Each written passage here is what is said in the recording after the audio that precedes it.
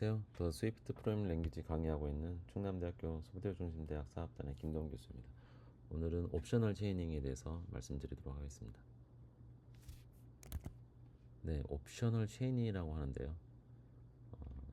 언래핑 없이 강제 암시적인 언래핑 없이 옵셔널 값 멤버에 안전하게 접근하는 방법. 네, 강제 언래핑은 주의 깊게 쓰셔야 되고요. 옵셔널 체이닝을 이용해서 옵셔널 타입의 멤버에 안전하게 접근하도록 해야 됩니다. 옵셔널 체이닝은 현재 nil일 수 있는 옵셔널인 프로퍼티 메서드 그리고 서브스크립트를 조회하고 호출하기 위한 프로세스입니다.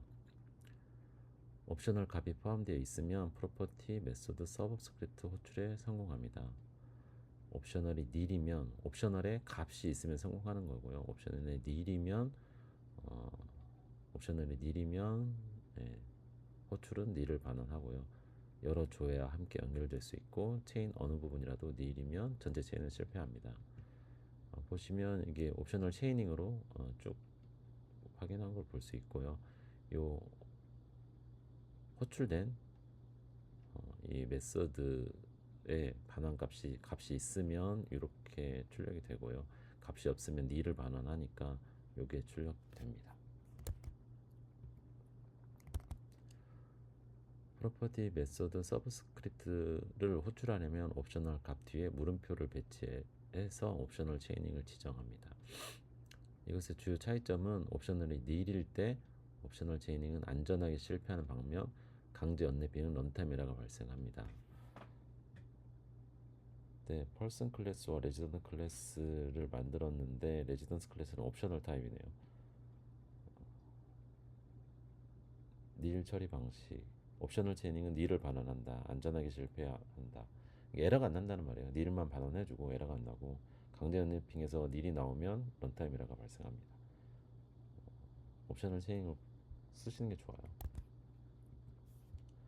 그래서 앞선 코드에서 그 펄슨과 레지던트 클래스가 있었죠. 그래서 펄슨 클래스를 만들었어요. 인스턴스를 만들었는데 존 다음에 레지던스가 옵니다. 근데 레지던스가 지금 인스턴스를 안 만들어서 없거든요. nil이거든요. 강제 언리핑 하면 여기서 에러가 발생한다는 거죠. 런타임 에러가 발생합니다. 치명적이죠. 런타임 에러면. 그래서 이 존 인스턴스의 레지던스를 옵셔널 체이닝으로 조회를 하게 되면 안전하게 실패하니까 현재 nil이 반환될 거고요. nil이니까 else로 해서 unable to 요 문구가 출력이 됩니다.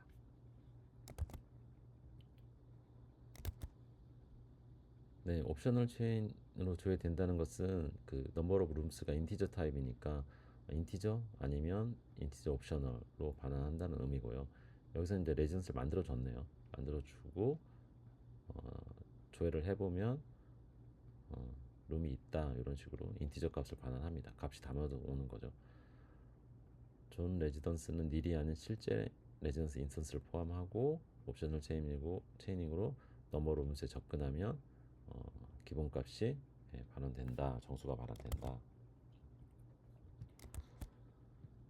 네, 하나 이상의 레벨 깊이인 프로퍼티 메스 서브스크립트를 호출하기 위해 옵셔널 키를 사용할 수 있습니다. 네, 연속적으로 깊이 있게 사용할 수 있어요.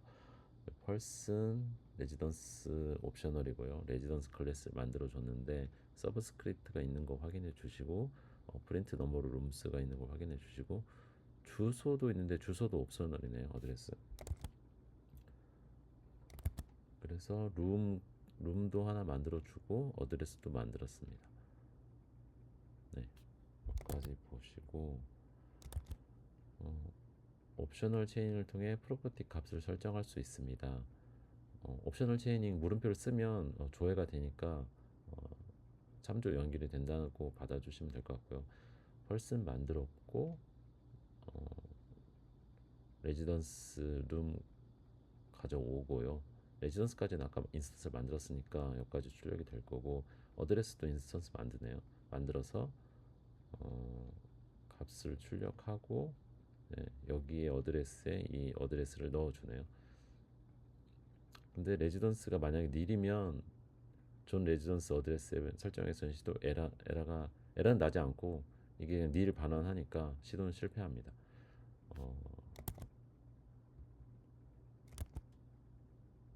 주소를 생성하기 위한 함수를 사용합니다. 아무것도 출력되지 않기 때문에 create 어드레스는 함수가 호출되지 않음을 알 수 있습니다. 네, 여기에서 이게 nil이기 때문에 이게 호출되지 않는 거죠. 네. 그리고 이 메서드는 반환 타입이 지정되어 있지 않네요. 여기서 반환 타입이 없는 함수와 메서드는 void 암시적 반환 타입을 가지고 있기 때문에 이 void 반환 값은 빈 튜플이라고 생각하시면 돼요. 옵셔널 체인을 사용해서 옵셔널 값의 메소드를 호출하면 반환 값이 옵셔널 타입이기 때문에 메소드 반환 값이 없는 메소드 타입은 void가 아닌 void 옵셔널이다. void가 반환된다라고 생각하시면 될 것 같아요.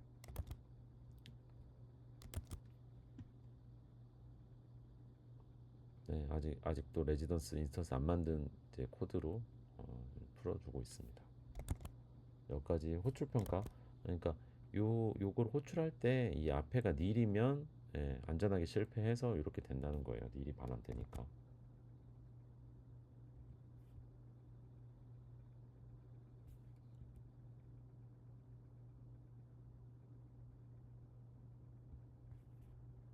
자, 이번엔 프로퍼티 평가하는 거 보시죠. 앞서 말한 거는 메소드 평가하는 거였고, 이 프로퍼티 설정하는 것도 레지던스가 만약 없어서 요게 실패하면 nil이 반환됩니다. 그래서 이렇게 되는 거고요. 프로퍼티도 평가할 수 있고 메소드도 평가할 수 있습니다.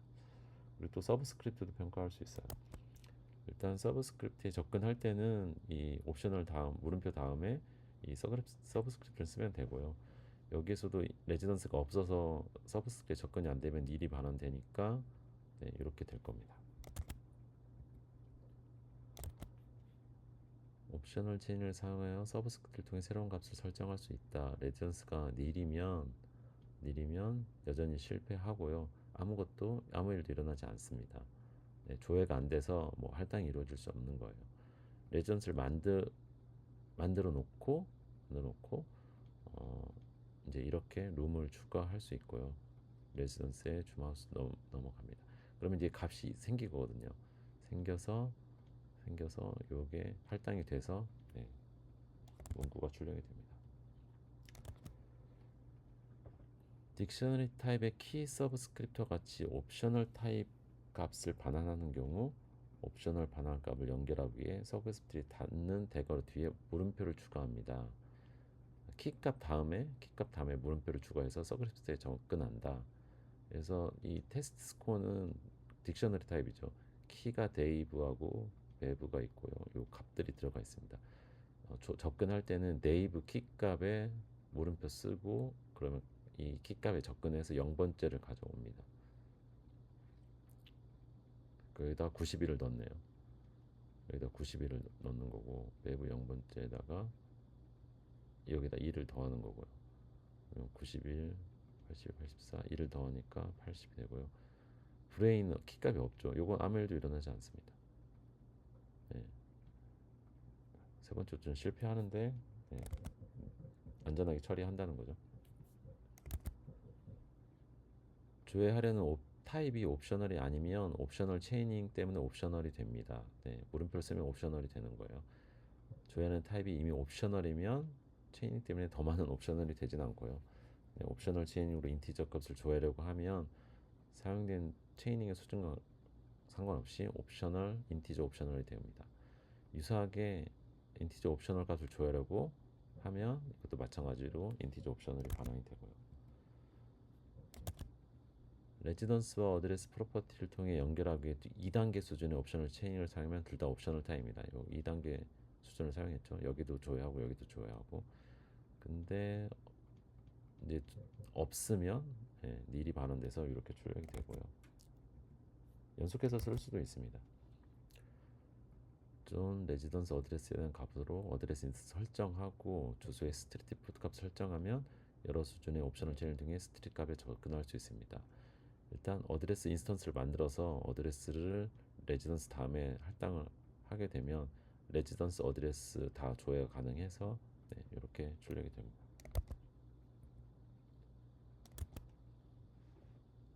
연결하려는 옵셔널 값이 빌딩 아이덴티파이어 메서드가 아닌 빌딩 아이덴티파이어 메서드의 반환값이므로 소가르 뒤에 옵셔널 체이닝 물음표를 위치시킵니다.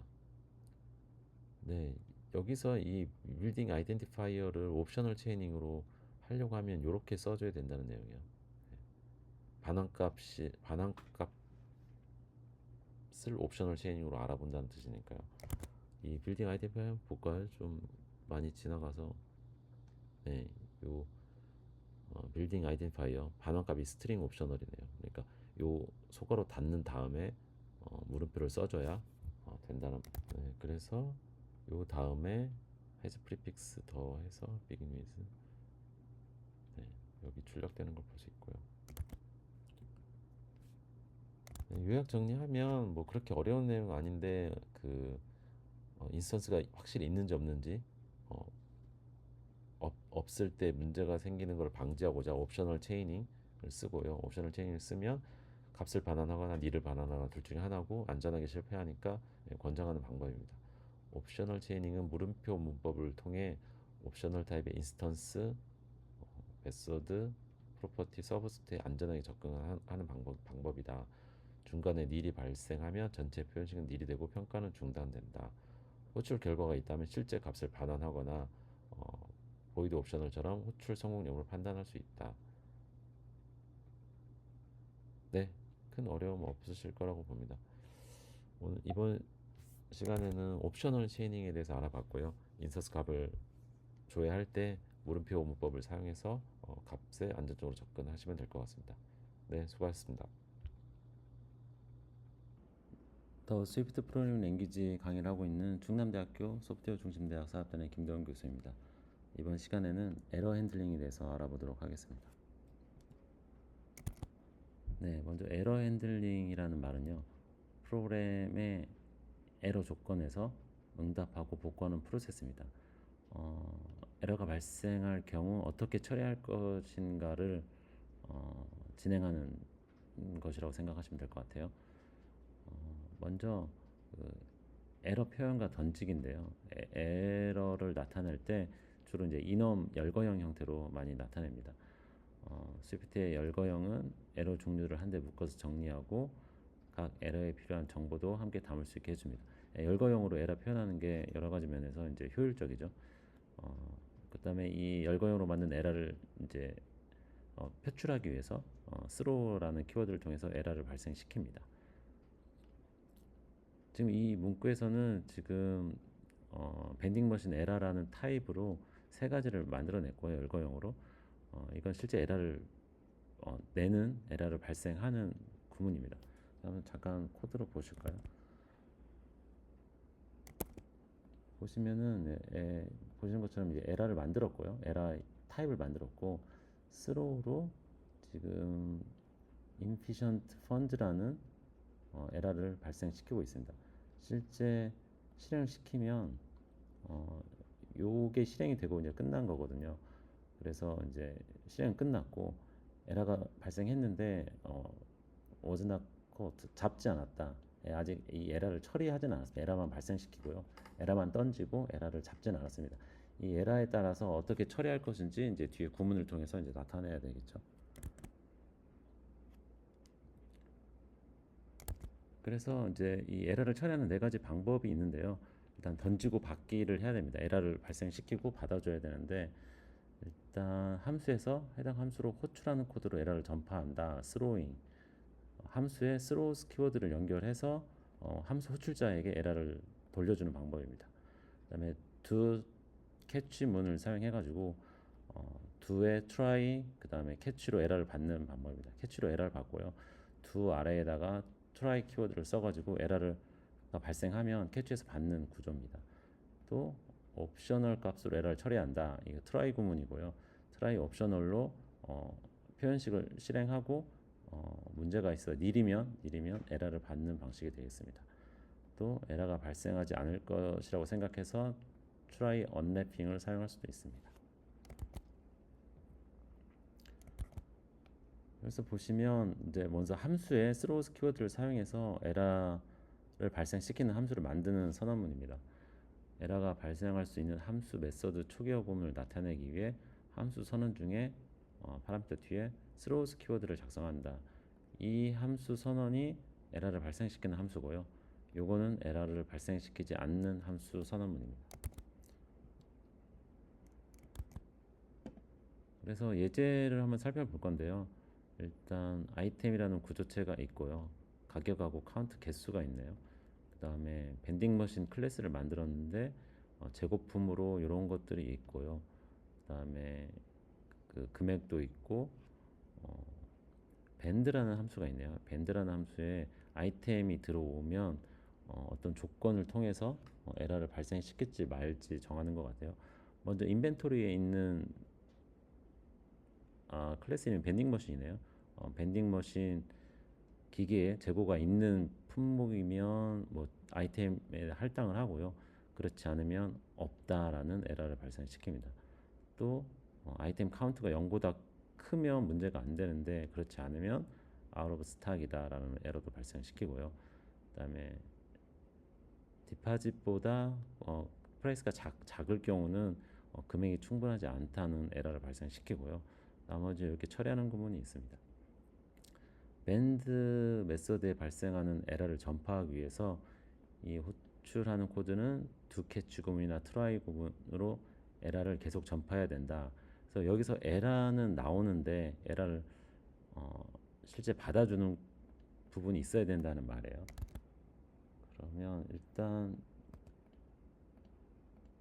이것도 카피해서 코드에다 일단 넣어 놓을게요.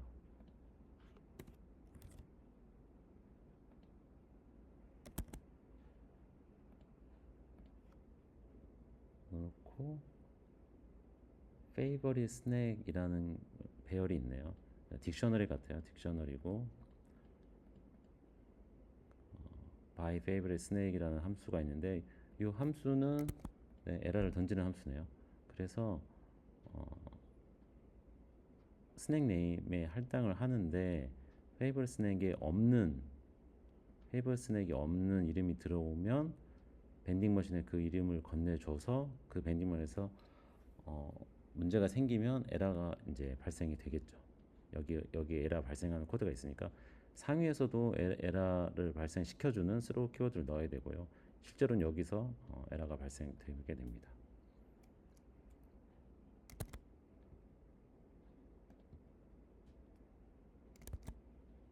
그다음에 구조체에다가 이제 에러 함수를 넣는 건데요. 구조체 초기화 구문은 초기화 프로세스 부분으로 스로잉 펑션을 호출하고 발생시키는 모든 에러를 호출자에게 전파해 처리합니다. 구조체를 하나 만들었는데 구조체 생성자가 에러를 발생시키는 함수로 되어 있네요.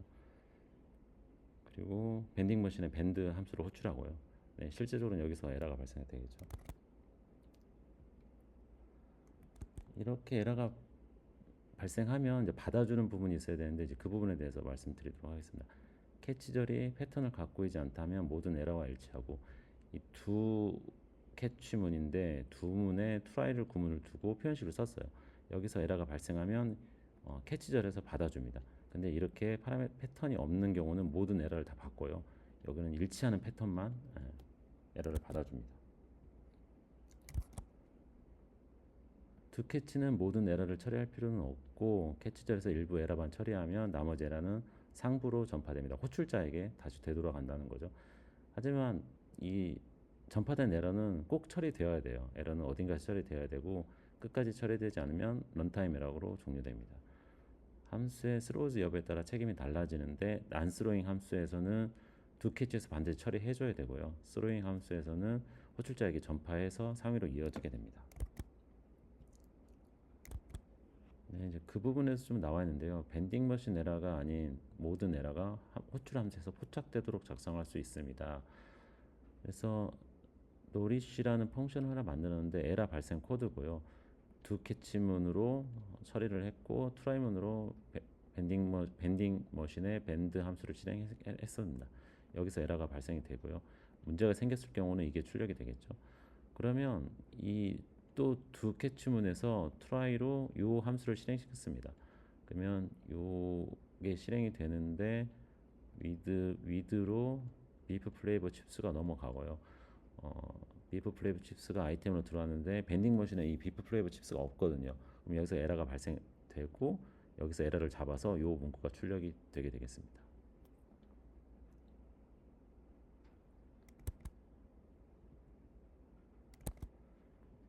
그 다음에 연관된 에러를 포착하기 위해서 컴마로 구분해서 캐치를 리스트 형식으로 나타낼 수 있다. 그래서 it라는 펑션이 있는데요. throw 함수고 밴딩 머신에서 에러가 발생하면 요 캐치 전에 잡습니다. 근데 뭐 다 요 하나의 문구로 잡으려고 이어서 놓을 때는 컴마를 쓴다. 요거 생각하시면 될 것 같고요. 또 이제 try 구문으로 에러 처리를 할 수 있는데요. 에러를 옵셔널 값으로 변환하여 처리하기 위해서 try 옵셔널을 사용합니다. try 옵셔널 표현식이 평가되어서 nil이면 이제 에러가 발생하는 거고요. 그래서 뭐 요런 형태의 함수가 있다고 했을 때 try 옵셔널로 해서 sum throw 펑션을 이렇게 표현식을 놔두면요. 이 표현식에 에러가 없으면 할당이 되고요. 에러가 있으면 이제 캐치로 잡아야겠죠. 근데 이제 그 예제로 이 y가 try 옵셔널이고요. 스로잉 펑션에서 to y 캐치로 이렇게 잡아내는 방법입니다. 또 try 옵셔널을 사용하면 좀 쉽게 축약 구문으로 나타낼 수 있는데요. 예를 들어서 펑션 fetch 데이터가 있고 데이터가 옵셔널일 때 이렇게 try 구문으로 할당을 하게 되면 try fetch data from disk라는 함수를 실행시키고요. 이상이 없으면 return 데이터고 그렇지 않으면 nil을 발생시킬 수 있습니다.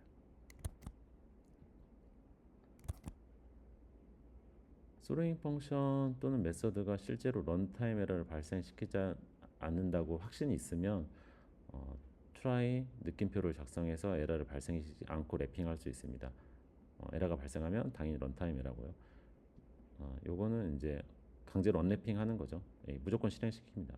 무조건 실행시키고 에러가 발생하면 런타임 에러로 크래시가 되겠습니다. 대부분의 스위프트 코드는 에러 타입을 명시하지만 메모리 최적화, 라이브러리 캡슐화, 제너릭 클로저 함수에서는 특정 타입의 에러를 지정하는 것이 성능과 구조를 유리합니다. 네, 그 에러 코드도 명시적으로 해놓는 게 좋아요. 당연히 명시적으로 해놓는 게 좋습니다.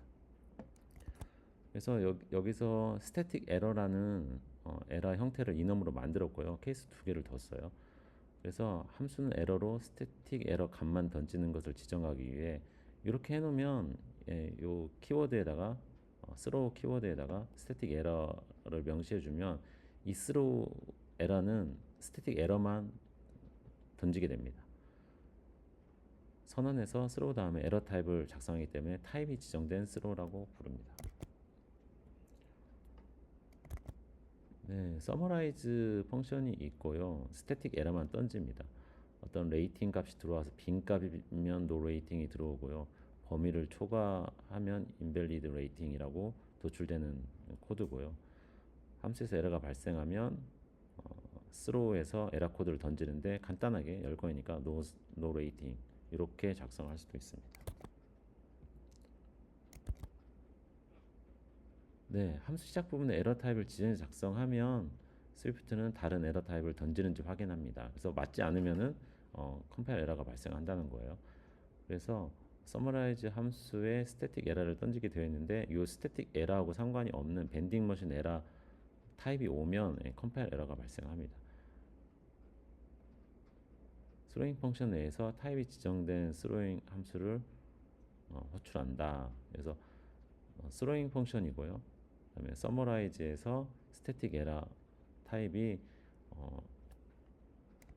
앞서 보면 네, 이렇게 두 개 있으니까 지금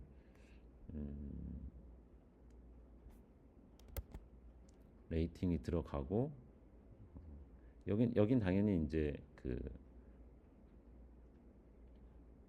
스태틱 에러 타입으로 출원이 되겠습니다.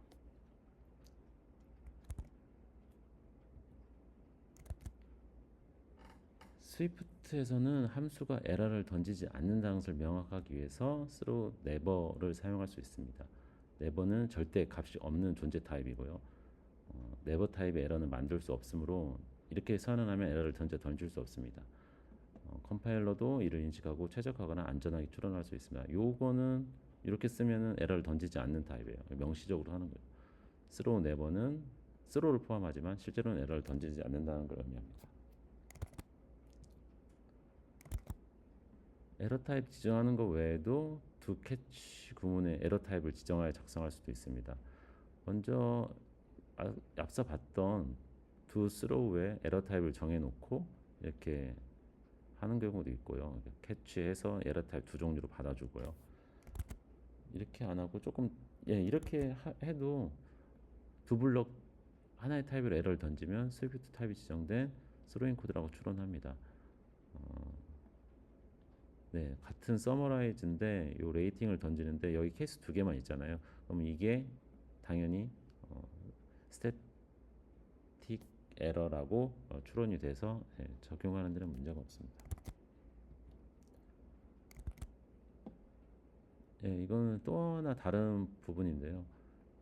코드의 현재 블럭이 종료되기 직전에 어떤 작업을 수행하려면 디퍼 구문을 사용합니다. 전에 디퍼 이제 저희가 학습했는데 코드 블럭이 끝나기 직전에 실행되는 구문이죠.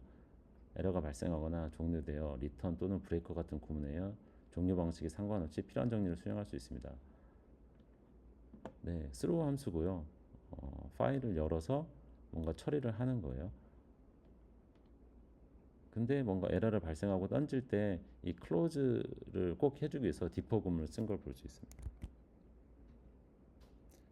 네, 이번 시간에 에러 핸들링에 대해서 알아봤는데요. throw로 에러를 발생시키고 do catch나 try 옵셔널로 에러 처리를 하면 됩니다. 네, 이상으로 마치도록 하겠습니다.